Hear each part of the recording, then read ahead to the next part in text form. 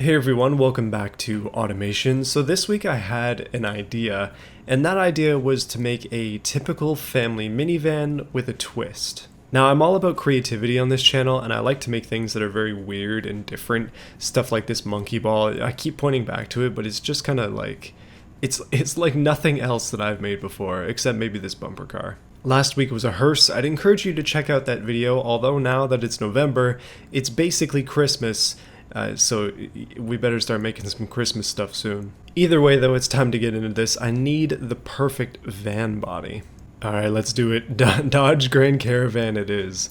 Oh man, this is gonna be wild. So before we go too far, I should tell you that this video is sponsored by me. Specifically my website, automotiveflux.com, where I sell Bugo stickers. If you haven't seen them, this is what they look like. They are very nice stickers, and I have tried to make them as cheap as possible. So thank you to everybody who's bought one in the past, but for those of you who want to get in on this now before stock runs out, I'm currently offering them with a sale where I will literally double your order. If you order 2, I will give you 4. If you order 10, you'll get 20 while supplies last. This is in an effort to clear out my inventory, to make room for more stickers. I've had these ones for a while now, and I bought a bunch of stock, so it makes sense to clear things out before we bring on the new. But yeah, check them out. They're $7 Canadian, and that's for 2 at this point. That would have been for 1, but it's for 2. And I ship them worldwide for free, included in the cost. And taxes are also included in the cost, so just making things as simple as possible. I really don't like expensive YouTuber merch, and that's why I've done this. It's been going on for a long time now. I haven't been talking about it, but yes, the store is still there. The stickers are still there. If you want to support me, check them out. And yeah, I look forward to fulfilling all of your orders. I sign them all individually, and I also mail them myself. Yeah, thanks guys. Okay, so we have a Dodge Grand Caravan, or maybe not so Grand Caravan. These things are ubiquitous. They stopped making them a couple years ago, I want to say, but I guess, yeah, they're still literally everywhere, including the scrapyard, because honestly, these vans are not that great. Let's go steel, let's go monocoque, and let's go steel. Transverse engine, because I want to keep things mildly realistic, and I'm not even sure what to put up here. Let's do McPherson strut and a torsion beam rear. I'm not sure if that's actually what's on there or not, but it would make sense. Okay, so for the engine, this is where things get interesting. It's time that we put some big stacks in this boy, because it's going to be a major sleeper. Still front wheel drive, once it allows me to check that off. Let's go and see if we can't just fit a V8 in here. Unlikely. Oh, never mind, that's going to be a aluminum pushrod V8. We definitely have the space. Okay, this is getting a little bit ridiculous with the stroke, but massive stroke, small bore, not a usual combination for me, but it should be a massive torque increase because of that. The RPM limit is going to be seriously low on this thing, but I do want to try out this combination. We'll see what happens, but the basic idea is somebody Hemi swapped a Grand Caravan. Not suggesting I'll do this in the future, but honestly, if I had tons of money and tons of time, this would be on my bucket list. I'm going to switch it up. I'm going to go cast block aluminum heads. It's probably not going to make any sort of difference in this, but other than weight, obviously. Okay, let's just do a forged steel crank. Heavy duty forged is probably best. Again, we're not going to have much in terms of RPM limit. This thing is not going to want to rev, but it should make decent torque, and that'll mean forged pistons as well with a harmonic dampener. We might be able to get rid of that actually.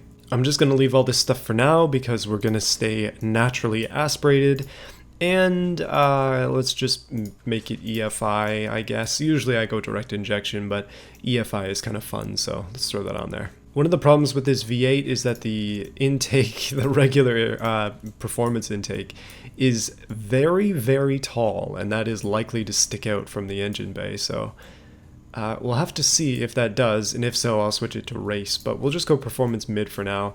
Mid and high look the same, and then the standard one is kind of flat, but it's very ugly, so yeah, maybe this. Let's give her premium fuel, just something a little more easy to acquire. And headers, well, this is kind of important, I guess.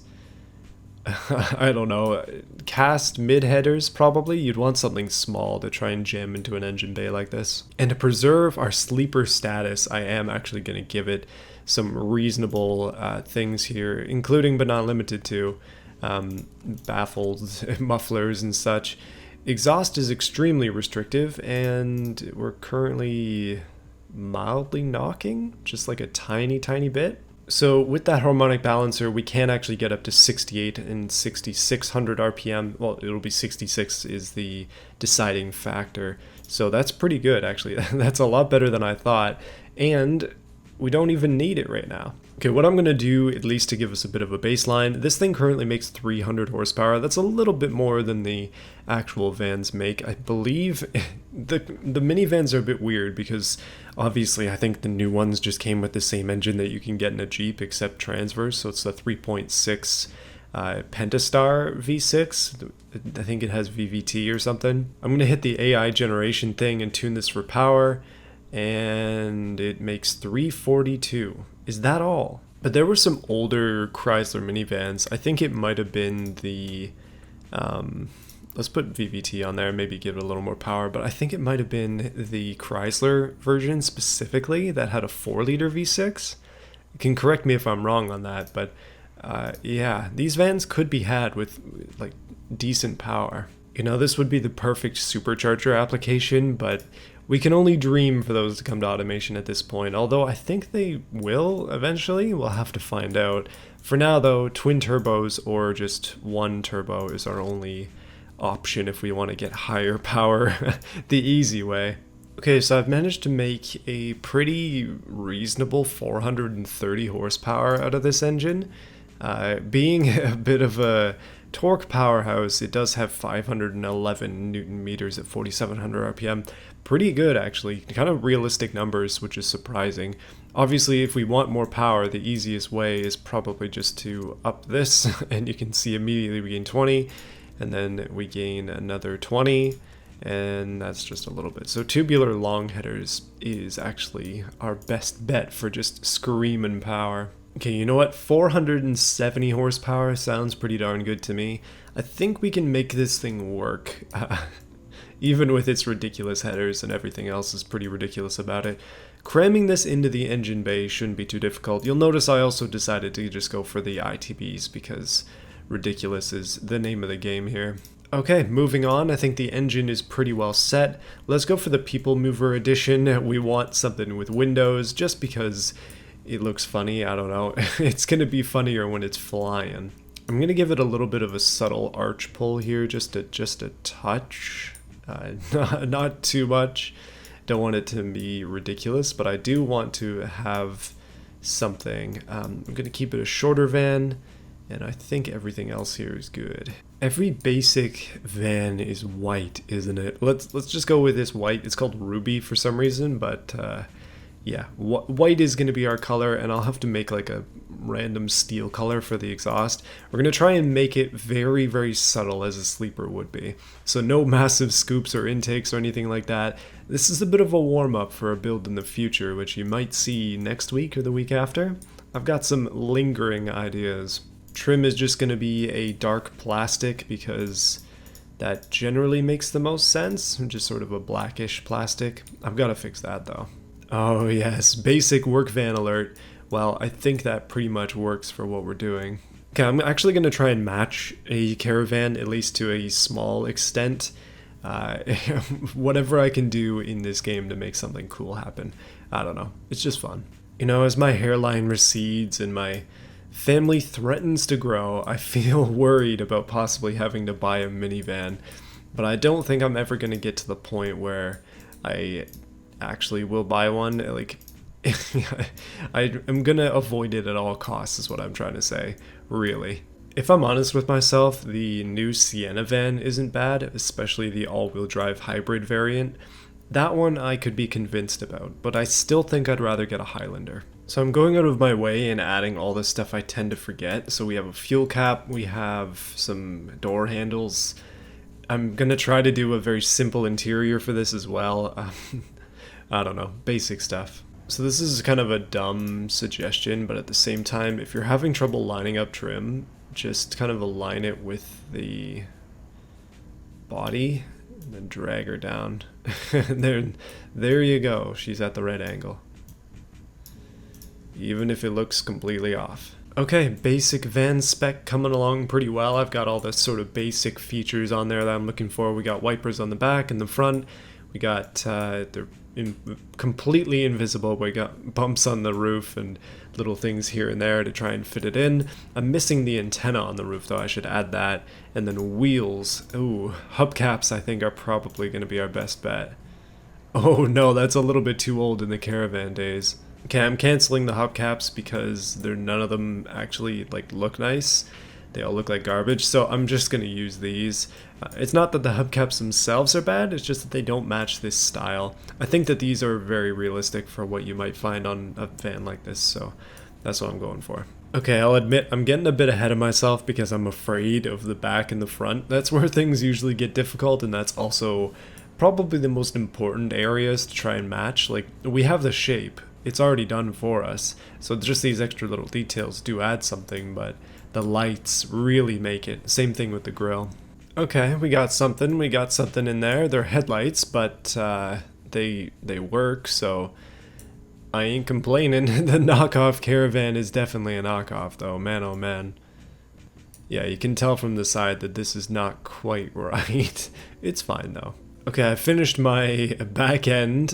We have Bodge Grandi Caravana, and this little nod to what's hidden inside. Let's do the front.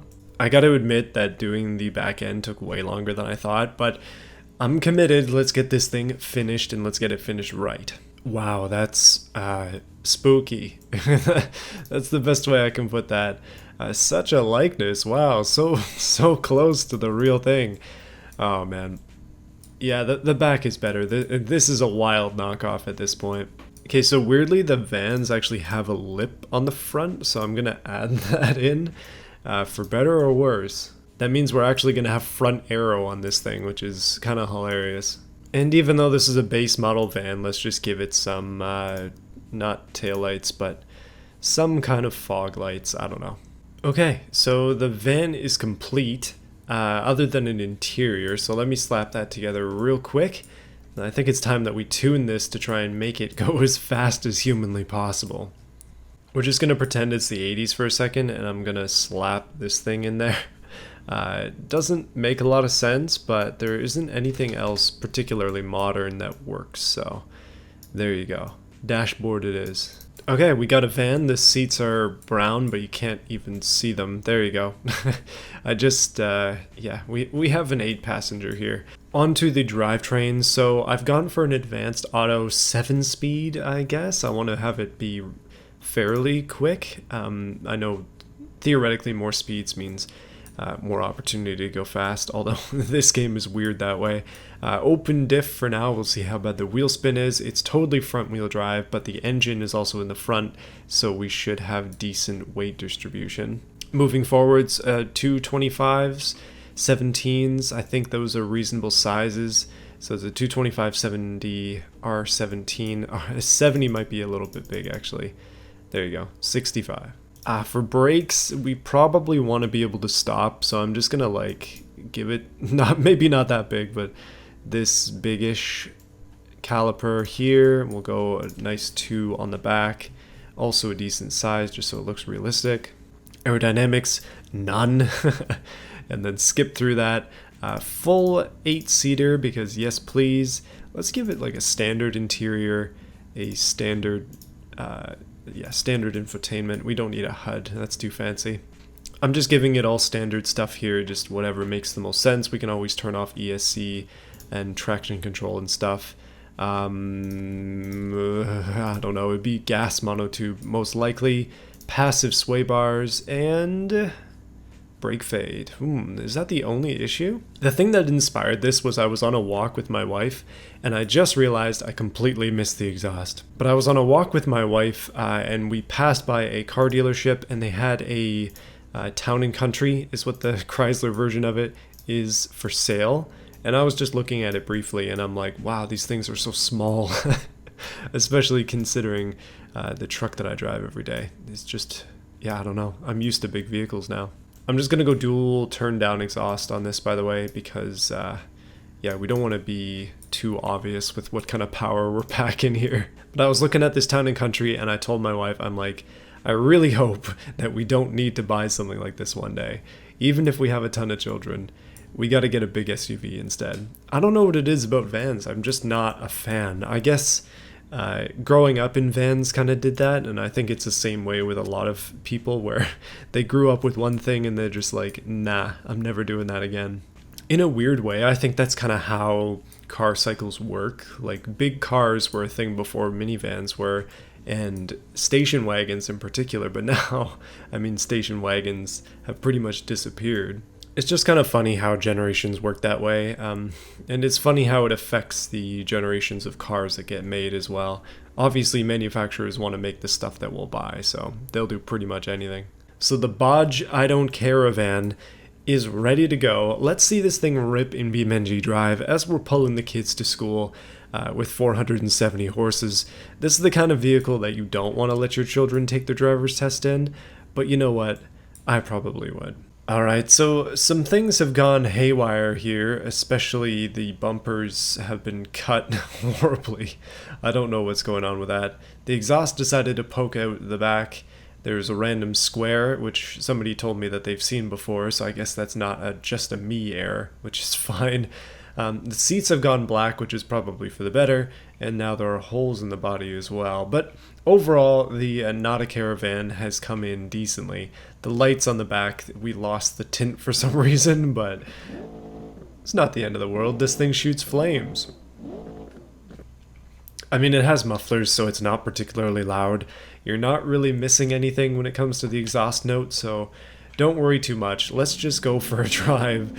This is with the ESC in comfort mode. This is how your mom would be driving around with this thing. Although, who would buy a 470 horsepower minivan? Like, that's probably a little bit too much. The thing about this van is that you'd be gapping pretty much anybody at the lights if you really wanted to. Vans, when empty, are already pretty quick. Going for a suspension test? Oh, okay, maybe that wasn't the brightest idea, but it actually works, so I'm gonna quickly jump it into a neighborhood, maybe not literally, and we'll see what it'll do there among the rest of the moms. Okay, here I am bombing through the canyons with sport mode on, flying through the gears. Well, I'm not actually flying, the transmission is shooting itself. This is not really the place where you'd think a minivan could be carving them up, but yeah, we're fairly close to the subdivision, and I just figured I'd show you what this thing looks like when it tries to turn. Turns out pretty darn poor. This might be more of a dragster than anything else. But the neighborhood is here. This looks to be a relatively affluent neighborhood. This van might not fit in too well. One thing I just noticed is the license plate is flapping, and it's also moving, which is worrying to say the least. Okay, I might have completely missed the exit for that. Oh wow, I totally did. Hold on a minute. Yeah, this is drastic minivan maneuvers time, which I'm now calling DMM. You can see this happen all over the place. Honestly, what is it with minivan drivers? It just seems to be a thing. I missed my exit, guys. I'm going. I'll figure it out. Don't worry. I'm gonna jump it. Oh! Yes! It worked!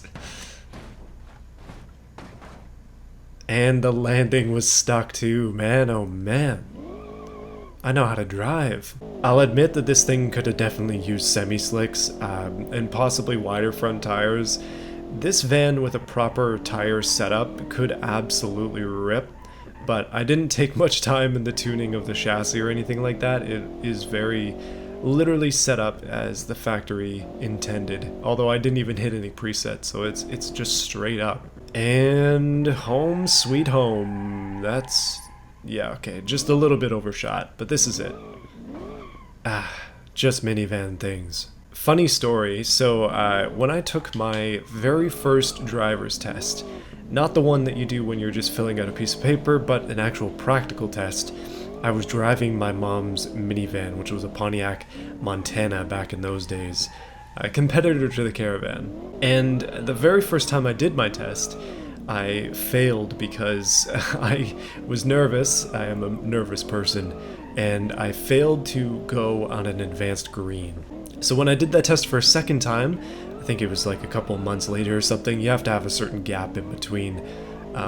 I was in my mom's van again, and I remember I pulled up to an area that I had to do a parallel park in, I believe. Pulled up to the curb and just stuck the handbrake on and left the van in drive. And the guy still passed me, thank goodness. But yeah, this is what happens when you do that in this van. It just drags the back wheels. You know, I could definitely get behind something like this. Okay, maybe not actually behind it, but I think it would be fun to attempt to do something like this. Just squeal the wheels on the van on the front and the back, and also burn out the brakes at the same time. If you guys are interested, I got a lot of big plans for this thing. One of the things that we can do is twin turbo this V8 and make like well over 1,000 horsepower and just turn it into a burnout machine. We could also go full on dragster and just like widen the wheels and, I don't know, make it even more ridiculous than it already is. There is a lot of potential in something that's at least semi-realistic like this. And obviously I can fine-tune some of the weird details as well. But until then, hopefully you've enjoyed watching me burn rubber in the subdivision, just as any soccer mom would do with this thing, and also any teenager that goes for a ride, just like me back in the day, except I wasn't doing burnouts, I was failing driver's tests. Though thankfully, I only failed once. To add to that story, my final test, you have to do 2 of them in Canada to get your full driver's license. It was a couple years later, I think it was like 4 years later, and at that point I had my own Subaru, except the exhaust had been swapped on it and the thing was deafeningly loud. So I pulled into the driver's examination area, loud muffler Subaru, as I don't know, typical college kid really.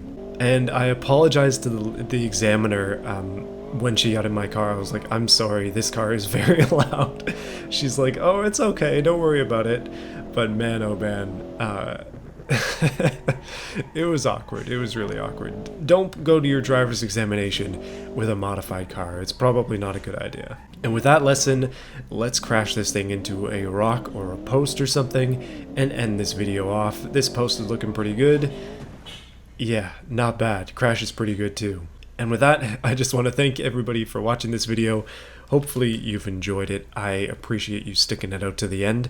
And if you did, I mean, if you watch a video all the way to the end, you probably liked it. So I would encourage you to like this video and subscribe to this channel if you're interested in more videos like this. Don't forget about the stickers. They are limited. As soon as they run out, that's going to be it. I'm guessing that if somebody makes a big order, we're just going to be out of them in like, I don't know, a week maybe less. But I would encourage you to check out the website. I'll take the ad down if they're not there anymore, and I'll, have everything sorted out for the next sticker drop. I'm hoping to do some more creative stickers. I really like these stickers, and they're fun to be able to do them cheap as well. It's fun to write a little message for everybody, because that's what I do. And I want you to be one of them. I want you to be a part of it. Stick them to your car, stick them to your laptop, whatever you got. And I'll see you again next week for more. Before you go, it's time to thank those who have chosen to support this channel via the join button. We have Overlord, QT Bear, Terrio1, J. Pope, Davis Heister, The German Dude, Nat64, Sinlab, Badger, Phoenix Shark, Baja Blast, Trevor Cousin, Goofy Plays, and Order of the Valiant.